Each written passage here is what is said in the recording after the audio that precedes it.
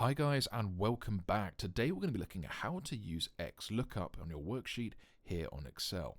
Now if you are new here or if you found the video helpful, please give us a like and a comment down below as it really helps the channel out with the algorithm, and of course don't forget to subscribe.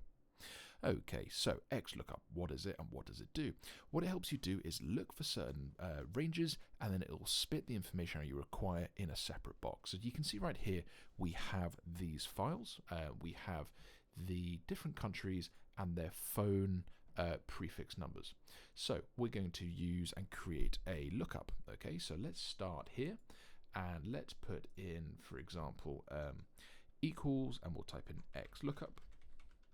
And then from here we'll open our brackets and we want to look for the information given. So let's go for H3. This is the box that we're going to be putting the name in that we want it to go and look for. And then from here we will do a comma, and then we will go over to the first column. So you can see this here. We're going to select that, and then once we've done that, we will then go and do another comma. And from here we'll then select the area we would like it to grab the information from. So we want it to look in this column and provide us the information in this. Okay, and then from here we can then close off with a bracket.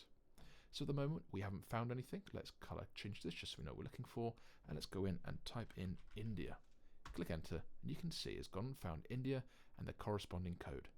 So if we can again change that to the UK, it will give us the UK's prefix number.